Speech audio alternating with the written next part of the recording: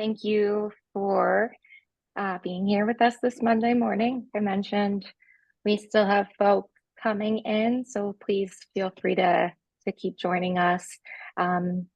If you would like to, if you want to start by just putting your name and your organization into the chat, just so we know who's all here with us this morning and so that you're aware who's here this morning as well. That would be great.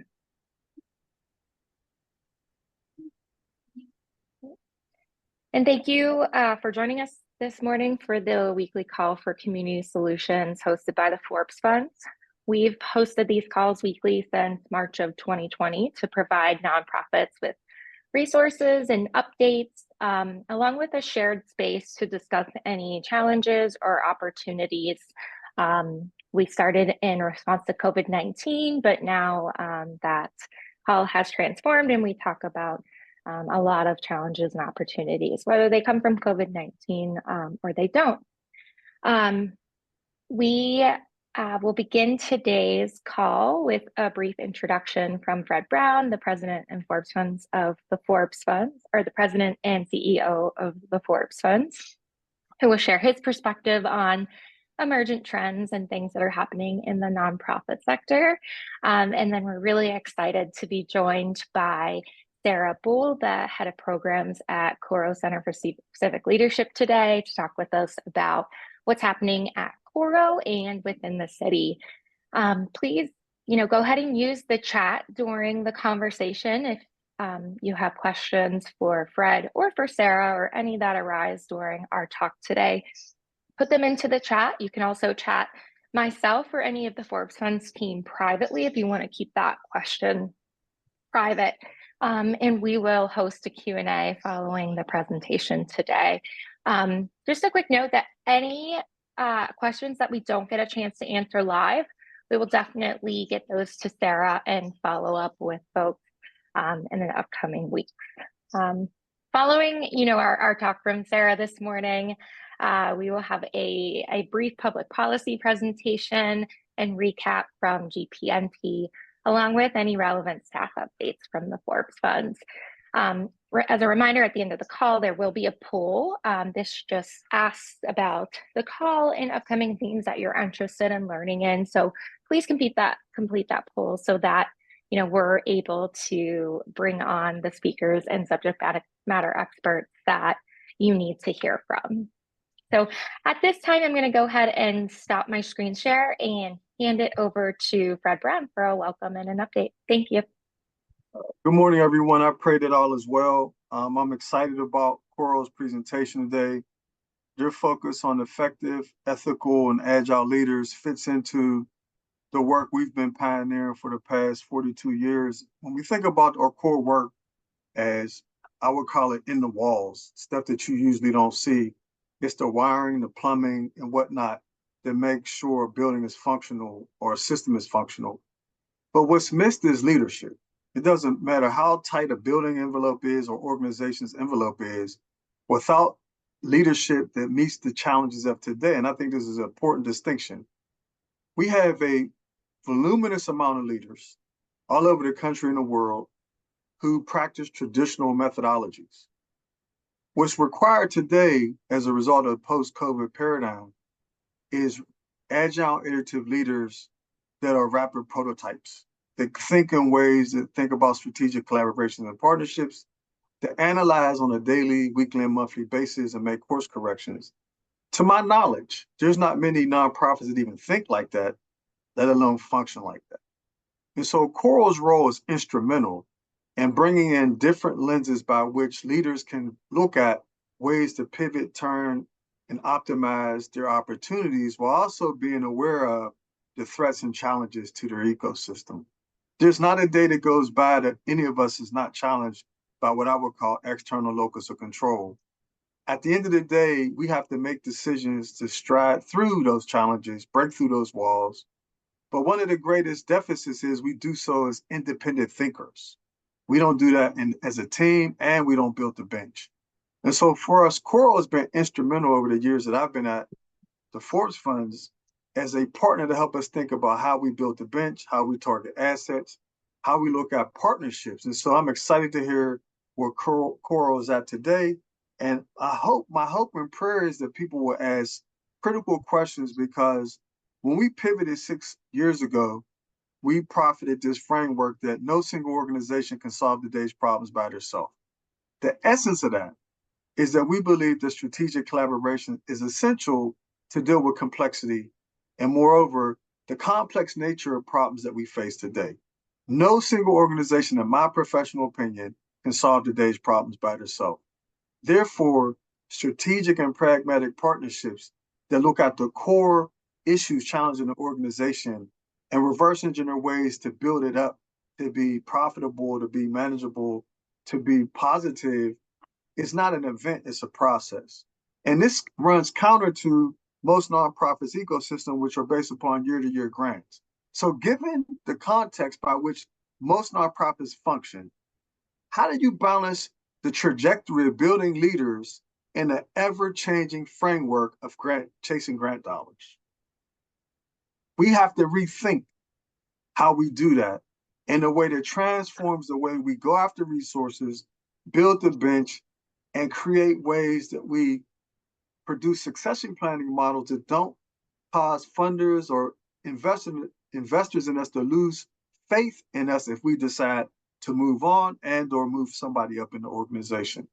That traditional model flies in the face of the challenges we face today. And so with that being in mind, I'm hopeful that today's session will be fruitful as well as engaging, because I have not heard most of the calls I've been on anybody talk about transformational leadership other than a cliche or a word just being thrown around there. I have not heard how you tactically apply that in an organization that has a foundation driven by traditional grant making and or traditional thinking. So thank you for being on this morning. I look forward to the fruits of this call. Thank you, Fred. And as we get into that, I'm just going to go ahead and share my screen for one more moment. Tell you a little bit about Sarah in our call today. So as I mentioned, we are honored to have Sarah on our call today. If you know Sarah, she is a wonderful advocate in the city and does amazing things with nonprofits. So good to see her. And hopefully we'll dive into what it means to work with emerging talent and interns and fellows, and what benefits and resources they can bring to your organizations, and then what challenges or gaps that you have as organization employees and leaders when thinking about working with young talent. So I am super excited to hand it over to Ms. Boal. She, like I mentioned, is the head of programs at Coro and a wonderful friend and colleague in the city. So Sarah, I'm going to go ahead and stop my share and hand it over to you. Thank you so much, Dr. Hannah and Fred, for that wonderful introduction. And I'm going to go ahead and share my screen here so we can dive in. So I've set this up so that we can have a conversation this morning about what short-term engagements really look like and think through some of the pieces. And I will make sure that Emily and Dr. Hannah have these slides so that you can absolutely get those from them if you want to think about these things later, because we're going to ask a lot of questions today. The Coro methodology is set up to ask a lot of questions and allow you to think through things, because it is only by really diving deep that you can make a lot of different things. And rather than us telling you, here's A, B, and C, you have to internalize a lot of pieces for yourself. So let's dive in. What we're going to look at today, a quick overview of the agenda. What is short-term staffing? When are these good pieces to be using? What types of engagements are out there? What does that life cycle look like? What is the value of an engagement? And then lots of time for questions. So what is short-term staffing? Short-term staffing is any time that you want to fill a gap on your team, tackle a specific project, try something new, or fill a short-term or periodic function. Let's look at each of these a little bit more in depth. What are gaps that might be filled on your team? Perhaps you have someone who is retiring and you want to take some time to really look at evolving a process, but you have some functions that need to get done in that time. Then you might want an interim person to fill in the things that have to get done on a daily basis before you have time to evolve. Or perhaps you have someone who is going on maternity leave and you know that they're coming back, but you still have to get those things done in the short term, and your existing team doesn't have the extra capacity. Those are gaps that can really be filled in with a short-term engagement. Maybe you have a project that needs to be done, something that isn't in your normal continuing operations that needs to be tackled, and your team doesn't have that extra capacity. Maybe it's a research project or a grant to be written or an evaluation of a program to be done that your team either doesn't have the time or the skill set or the resources to do in other ways. Then the third area might be trying something new. Perhaps you're thinking about starting something. You want to apply for funding for something and you need to build a case for it, but you don't want to invest and make a commitment to a full-time, long-term hire when you can't guarantee that that's going to last. When we're looking at adjusting to all of those year-to-year grant cycles that Fred was talking about this morning, often we don't want to make a promise to a full-time person until we're sure that that funding is in place. And so if you want to try something new, test the waters, hiring someone on a limited basis seems like a more honest option to be able to try those pieces out. Or you may not be sure when you're trying something new if it's going to work, right? Sometimes we try things and they don't work out. And so using someone that is either you're trying to find the right skill set or you're trying to figure out exactly what you're going to need before you make that full-time hire, this is a great option for that. And then sometimes you fill a short-term or periodic function, right? Maybe you only have a gala once every 5 years, and so you don't want to put an event planner on staff all the time. But you can hire someone for a semester, a year, 6 months, 6 weeks to fill that periodic function. Or you need someone to, you're going to have a big audit and you haven't done one in 3 years, and you need someone to help you make sure all of those receipts and books are in order. And so you need someone on a short-term basis. These are all times when short-term staffing might be a really good solution for a nonprofit, particularly a small nonprofit. So really looking today at 3 different kinds of engagements, and we're going to focus on the first 2, but we'll hit a couple times on contractors as well. So interns, fellows, and contractors are really 3 different areas of short-term engagement. Let's talk about interns first. Interns are typically students or relatively new graduates who are not necessarily skilled professionals yet. And there are some specific questions around working with interns that we all run up against. And we'll go through each of these a little bit more. To pay them or not to pay them, what are the rules and regulations and laws around all of that? And how do we make sure that the students are getting value as well as you're getting value? Liabilities, what kind of responsibility and legal liability are you taking on when you host an intern? What kind of experience do you need an intern to have? And what kind of experience do they need to get? And then finally, what are the benefits to your organization for hosting an intern? And what are the benefits to the intern for hosting an intern? So let's tackle the big one first. Internships, paid versus volunteer. Legally, any for-profit business must pay interns at least minimum wage, unless, this is the only exception, they are receiving college credit for that internship. Not as just a simple requirement in their program, because many programs require an internship, but if there are not college credits attached, the intern must be paid in for-profit situations. Nonprofits are not required to pay interns, but it is a best practice to make sure that there is some kind of compensation for the intern's time, right? So that may not be that you can pay them a full salary, but perhaps there is a stipend you can pay them money that will cover their gas and parking to get back and forth to your office. Other value that you can extract. Can you sponsor their tickets to go to the events that your staff is going to? Can you get them into other things that are happening in the community? Can you make sure that they're getting lots of letters of recommendation? But it is always best to provide some kind of compensation that at least covers the cost that an intern is incurring. And if you think about it, there's always a cost, whether that's the value of their bus ticket to get back and forth, the internet if they're working remotely from home, if they are their time that they're putting into you. You want to make sure that that is being covered if at all possible, right? And there are programs out there, and if you're working with an intern through a school, then the school may have options for that.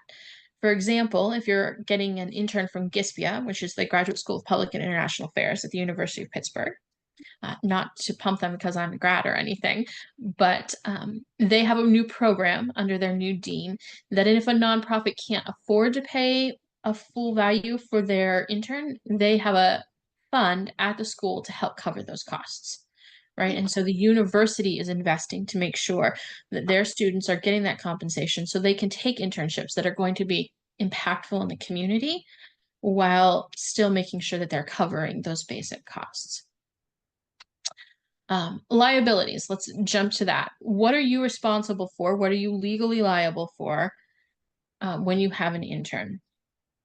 If you have an intern working on complex challenges at your organization, you need to make sure you are checking things before they go out public facing, because anything that comes out from your organization is still your responsibility, although people will be generally very understanding if an intern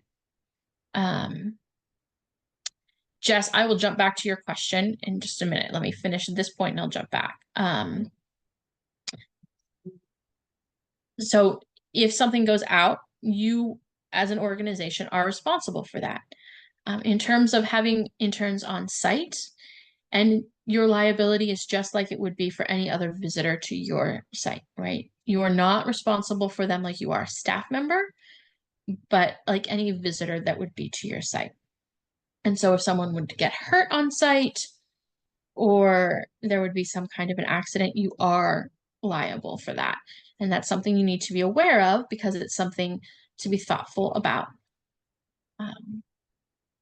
Jess asked in the chat how recently the notion that all internships should be paid has become popularized.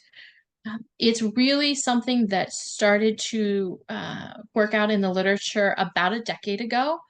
And is filtering down into the nonprofit sector since then.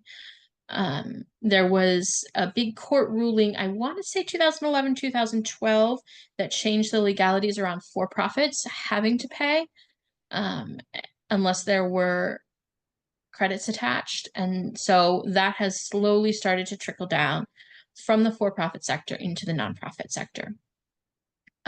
And really, as we have started to realize the investment that interns are making in our organizations, we realize that that is something that we need to be thoughtful about, right?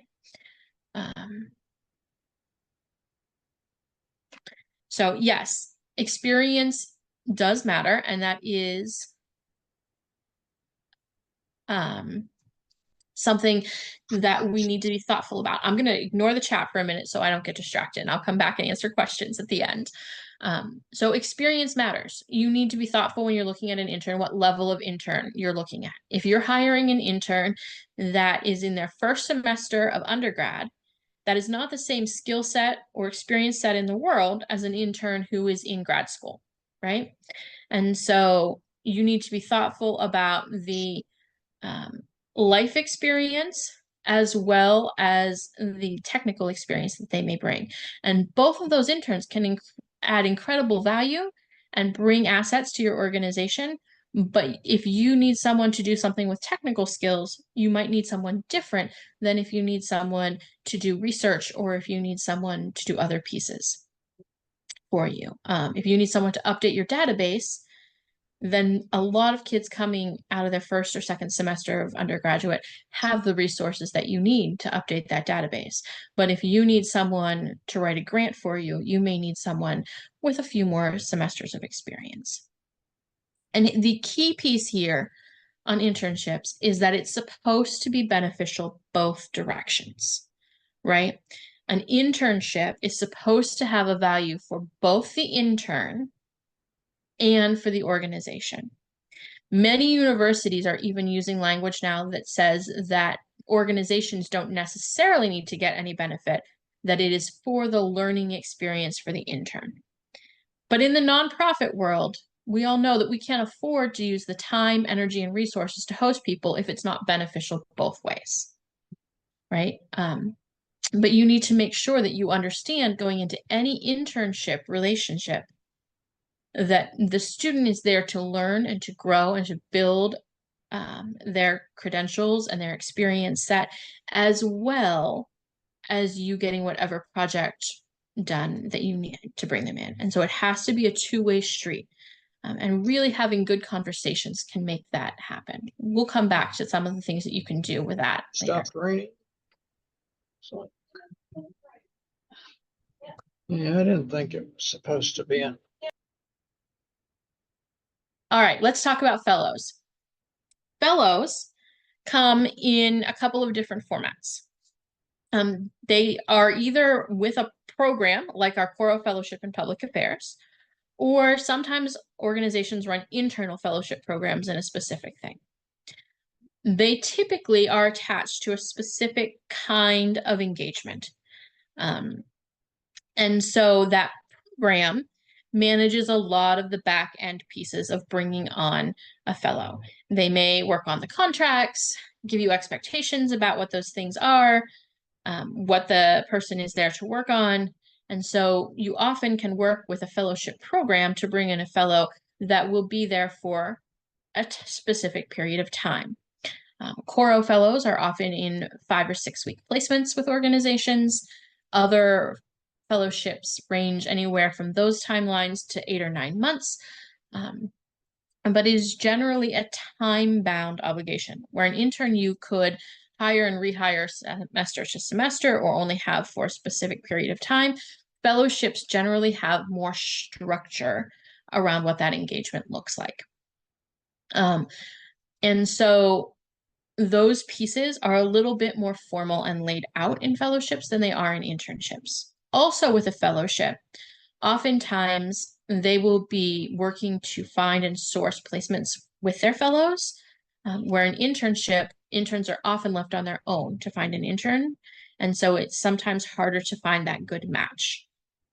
The other piece with fellowships is that they are usually mutually beneficial, not because the fellow has to get something out of your placement, but because their organization is matching them to make sure that the skill sets the fellow wants to learn and your needs align in some way. And so even if a fellow doesn't seem like they might be the best thing, there's generally an inherent mutual benefit. At Coro, we often have our fellows tell us that there's one placement that they think we're absolutely crazy for giving them every year. And then they end up loving it and understanding why they were placed there ultimately in the end. And so there's a more inherent level to how that match works in a fellowship setting. And a fellow is a professional, a young, typically young, not always, professional who is diving into their career and looking at these things not from a student lens, but from a professional lens and building their skill set. So you can entrust them with more, expect more of them, and really have pieces that you wouldn't lay onto an intern that you can put on a fellow. And then finally, when might you use a contractor? We're going to cover this very quickly. Perhaps you have a project or a role-based thing that needs to be handled that you don't need someone full-time in-house for. but that needs to be handled by someone with a lot of experience. If you have something that you don't have the capacity to oversee the work, but it's fairly straightforward, that is a great time to use an outside contractor. When you don't need to have a lot of control over a thing. Contractors are people that you really can't control when they're in the office, when they're not in the office, without it being written right into the contract. And there are some pretty intense skills around or rules around what you can and can't do with people who are on 1099s, what you can and can't require of them. And so those are always worth diving into if you are looking at hiring contractors. But know that when you're hiring private contractors, you will pay for the skill set that you are looking for, right? And so you may get a very young, unskilled contractor who can do lots of things for you, but that might be cheaper than hiring someone with a lot of experience. We have some very, very good consultants in the region who do a lot of things, and we have a whole range. And if you are not aware of any of the regional consultants, I know there's a whole pool at the Forbes funds that you can tap into. There are also a couple of other outside organizations that are working to train consultants and contractors, and really you can get the whole range in here, and that could be a whole other Monday's conversation. But there are plenty of resources out there if you need a professional person to pick up a short-term piece, right? Fellows and interns are emerging talent. Consultants and contractors are established talent. All right, let's look at the life cycle of an engagement. First, you need to identify your need. You don't know what you need to hire someone for, you shouldn't be hiring someone yet. Then choose the right type of engagement. Prep for their first day. This is actually one of the most important pieces because the first day sets the tone for the entire engagement. Navigate the engagement and build a lasting relationship. So in identifying your needs, these next sections are going to ask you a lot of questions because these questions will help you figure out exactly how to navigate it for your organization. What isn't happening at your organization that needs to be? Where are the bottlenecks or stoppages in your process? What's keeping an organization, a project, a program from moving forward? Who on your team is overwhelmed and needs help? Where would you like to innovate or take on new pieces, but you don't have the capacity? And what resources do you have already in-house to enable the person to succeed? If you can't answer these questions, then you need to stop and think before you bring anybody on. Because clearly identifying your needs and where a person can be helpful is the very first step in this process. Once you know what your needs are, then you need to choose the right kind of engagement. Are your gaps short-term or long-term? What skills are needed? What skill levels are needed? And how much oversight or collaboration is needed on this? If you have a short-term project that you don't need a lot of skill for, but requires a lot of oversight, you're probably going to want to choose an intern that is going to be there for a period of time that is a little longer, like maybe a semester, and make sure that you're setting aside time to do that oversight. But if you have a short-term project that needs slightly better skills, and specific skills like research or accounting or pieces that you might not need a full professional for, but you need someone to run an analysis, and you don't really need to oversee them. You just need their end results and to be able to walk through that with them, then a fellow is a great option for you. So asking these questions will help you decide: intern, fellow, contractor, consultants. Then get ready for their first day. What will success look like for this engagement? If you don't know what that answer is, you're really going to struggle to make everyone feel like they got the most out of this. What is the end result you want? Do you want your database fully updated with all of your contacts? Do you want to have an event that raises $30,000? Do you want to have a new program or a white paper? What does that success look like at the end of that engagement? And is that success realistic on the timeline available? Second question, what resources and equipment do they need access to? Are they expected to bring their own laptop? Are you providing one? What email address will they be using? How will they get that? Is there a desk? This is no joke. I've had more interns and fellows tell me that they went to an organization and there wasn't even a place for them to sit down on their first day. Do you have a desk for them to sit at and a place to do their work? Because there's nothing that will more quickly tell them they're not wanted in that space than there not being a place for them. So are you ready for that?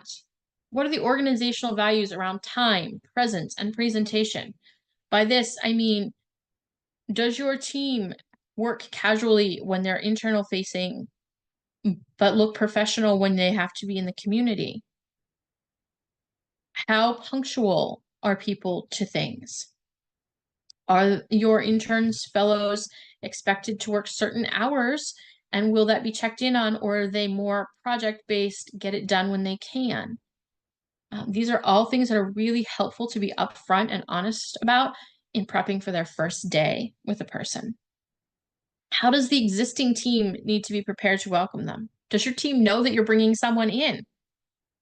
Are you setting up a Zoom call or a brunch or something to make sure that they're introduced to everyone and know who they're going to be working with? Does your team know what the person is there for? Nothing can scare a team faster than bringing in an outside consultant that your team doesn't know why they're there. You may think you're bringing in someone to resource and support their work, but they may feel threatened if they don't know why that person is coming in. Oop. And what are they, your contractor, intern, fellow, hoping to learn or experience with their time with you? And how can you make that happen? You may need them to update your database, but they may be hoping to learn how you engage with your donors.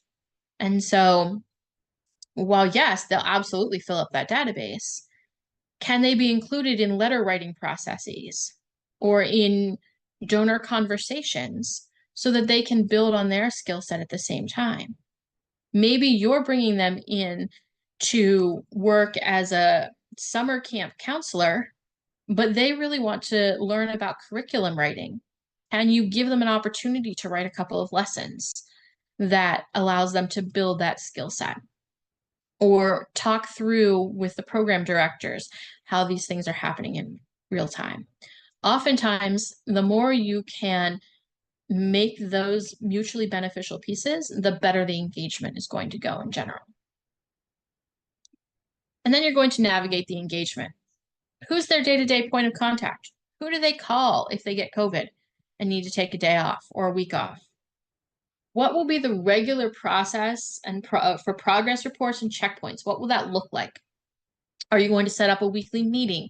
Do you have a weekly email? Is there a standing staff call that they should be at? What are those pieces so that you make sure that you don't get to the end of the engagement and then go, well, this didn't work for us. And there was no checkpoint along the way to make sure that that was happening. How will they know if they're on track? Are there pieces that are going to tell them if they're on track or not? Are you going to check in? Who's going to do that? Are there external benchmarks or limitations? And how can you work together to make that happen? If you're bringing in an AmeriCorps member, there's 2 pages of information about what AmeriCorps members are not allowed to do. Or maybe there are 3 calls with their supervisor from their school or program throughout the semester that have to get on calendars. How do you make sure that all of those externals are also getting hit? And what other things can they work on? This is key when you're hiring fellows in particular. What other things can they work on if their project gets bottlenecked for an external reason, or they're faster than you expect? Oftentimes when we're bringing on fellows, we see with organizations that fellows have more capacity than organizations expect them to. And so they think that they're hiring someone with an intern skill level, and they get their project that was supposed to take 6 weeks done in 3. And then the organization's like, we don't know what to do with you for the next 3 weeks. Or you're working on a project and something externally happens. For instance, you're working in a grant process and you send your LOI in, and you have to wait to hear from the organization, and you thought you were going to get that go ahead on March 1st, and they're like, well, we're not going to actually be able to tell you to the 15th if you're moving on to full grant stage or not.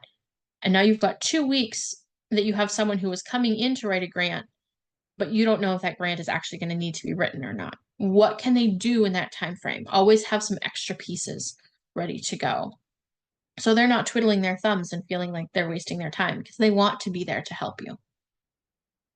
And then finally, after an engagement, how do you build a lasting relationship? This is really key in those long-term pieces.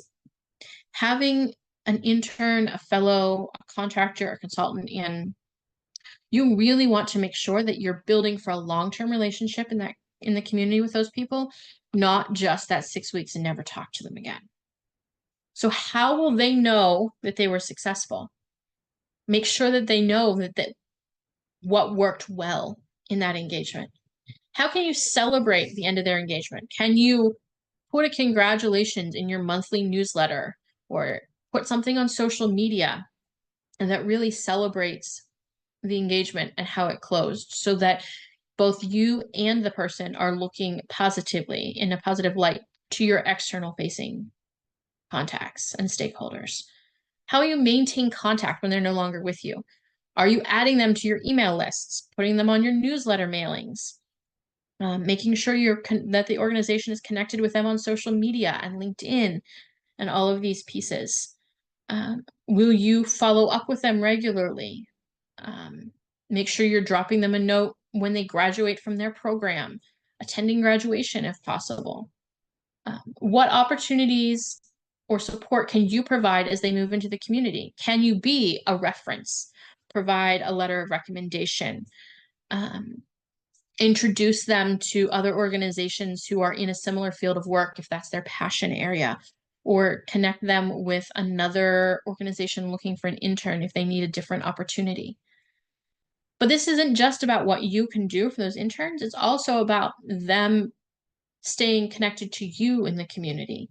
What support or connection can they bring back to the organization as they move into the community? If you've had a successful engagement with someone, you may need their skill set later as a consultant or contractor on another project.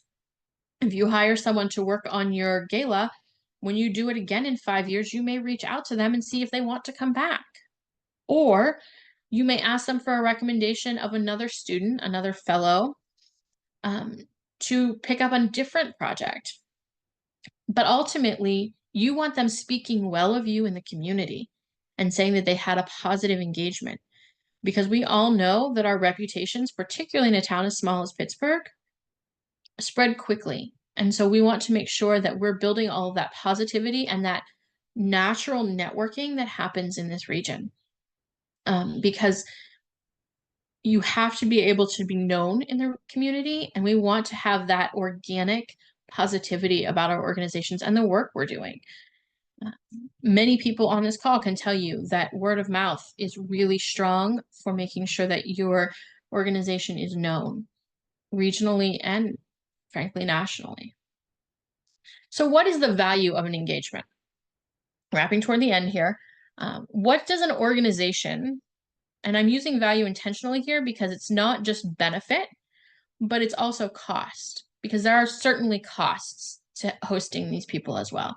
What is the organizational side of that value? You're going to invest time, resources, attention into bringing someone in. And the less trained a person is, the more it's going to be a lift for your organization typically. But you're also going to gain things from that engagement, right? You are going to see the perspective of a young emerging professional. You're going to get to see the trends and pieces that someone of a different generation, perhaps, or a different background are bringing into your organization. You're going to get whatever their work product is. And so interns should absolutely not, and fellows not either, doing things that are just not adding value to an organization. Now, most small nonprofits, we don't have enough staff for there to be just scut work, right? Everyone from the CEO on down is running their own copies and has occasionally had to make a new pot of coffee. So those things happen at every level in small nonprofits. And so it's okay if your interns are doing those things occasionally, but that shouldn't be all they're doing, right? They should not be just setting up conference rooms or making copies. They should also be engaged in the meaningful work of your organization. But I don't see most of the nonprofits here, I don't see any of us taking advantage of people in that way. But what's the value for an intern? They gain experience. They also gain skill sets and they get insight into what it's actually like to work in an organization, but they're also giving up time, travel expenses, opportunities. If they take an internship in a nonprofit, they could have taken an internship in a for-profit and made actual money during that time. They're giving up time that they could be spending with their friends or studying and doing other things. So they're also having that values conversation. And so both for the organization and for the staffer, you want to make sure that there's some balance in that value. But then also we need to think about the community value. Because when you're talking about your clients or your participants, there is both an investment in the people that you're bringing in and a benefit getting to engage with the people you're bringing in. And so when you're hiring a short-term person, what is that going to look like and how is that going to impact your entire ecosystem, not just the project being done? And because Rain, sorry, I'm going to use you as an example. Rain was a fellow that got placed with the Hispanic Chamber of Commerce and then eventually got hired, and she's a vital part of that ecosystem at this point. But if Rain had gone into that engagement and not been able to engage with the community and dive right in and was just sitting on a laptop in a back room somewhere and Melanie hadn't given her those opportunities, then she might not have made that connection. And that community is really something that is really important. And so the Hispanic community all knows who she is. She got to feed into them. They got to build into her professionally through that experience. And it was a wonderful thing. So there are values that go both directions on all sides of these equations. All right, now I'm going to dive into questions on the chat. So give me half a second here. I'm going to stop screen sharing.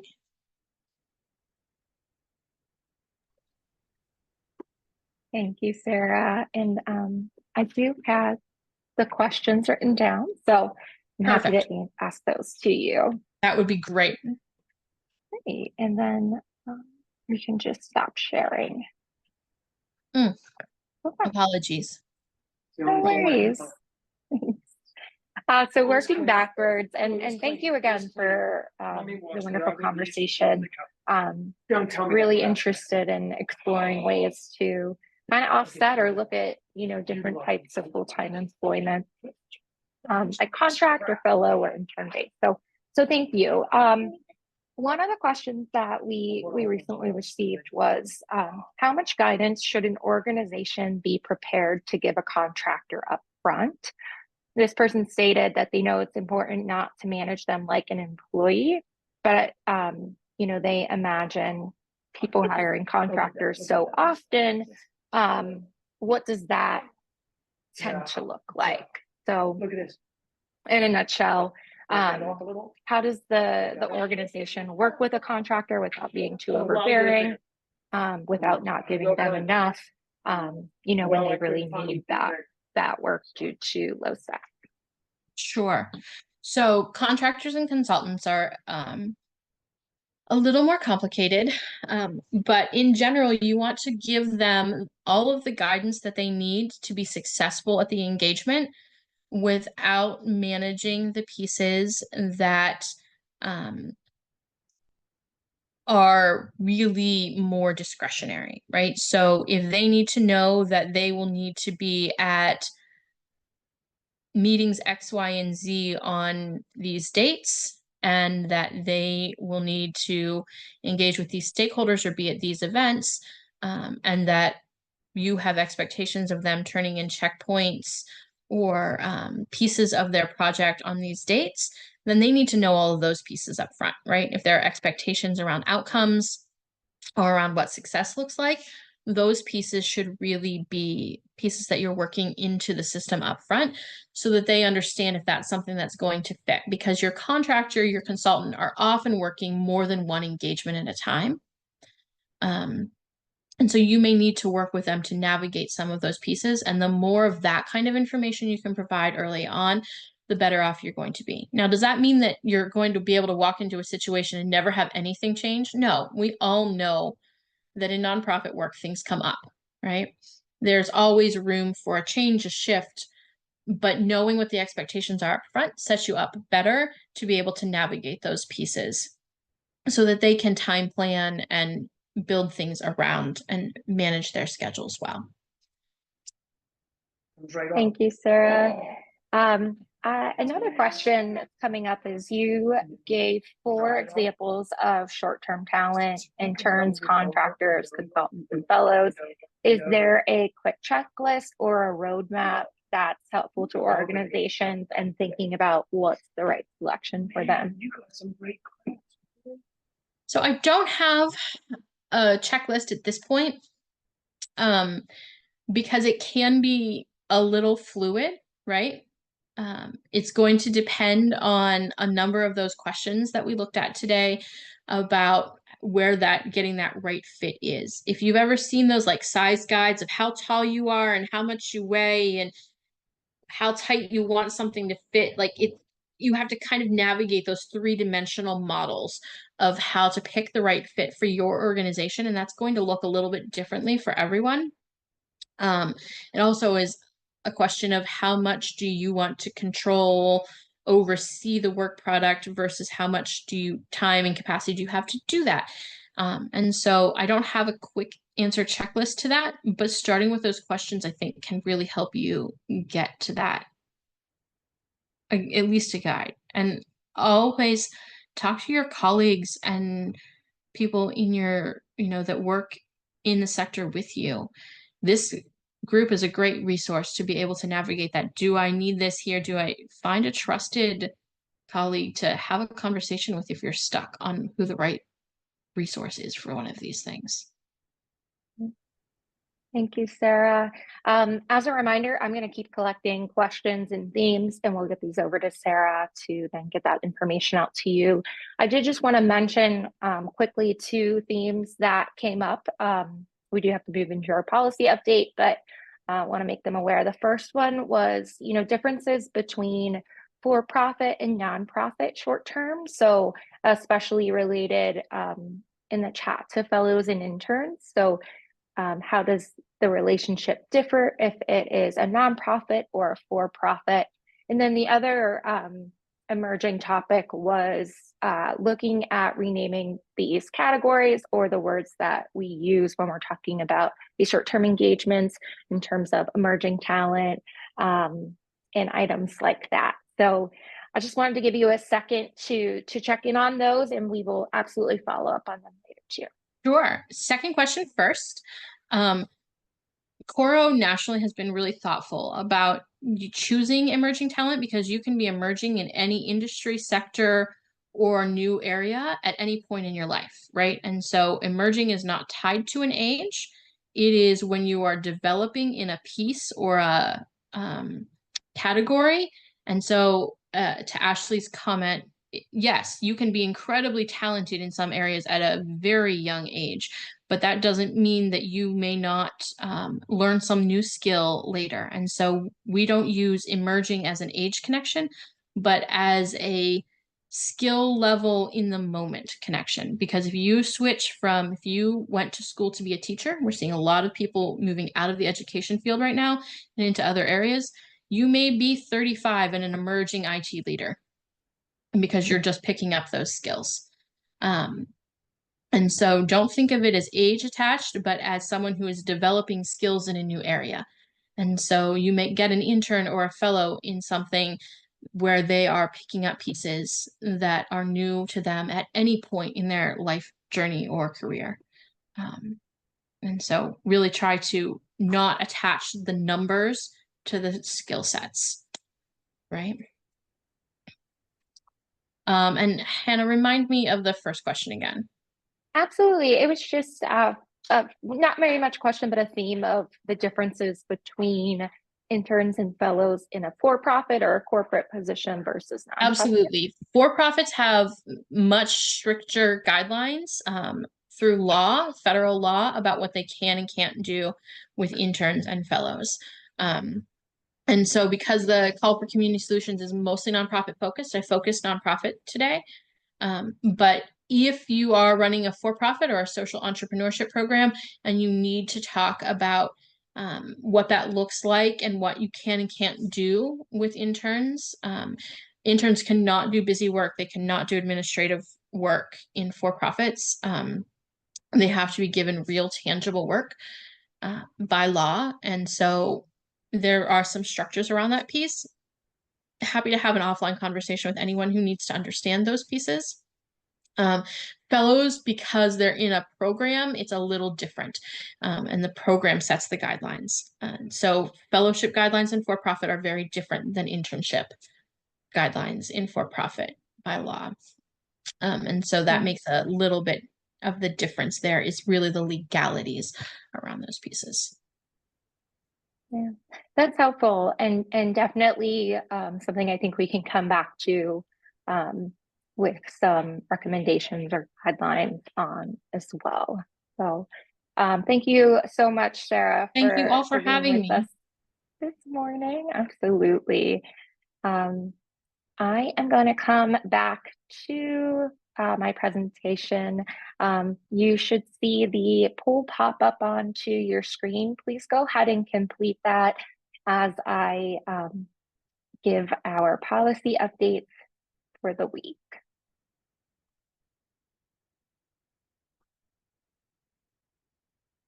Okay. Great. So thank you again. I know we have just a few minutes and a couple policy items that we wanted to cover. If you have to hop off for timing, that's totally okay. These recording will be posted afterwards.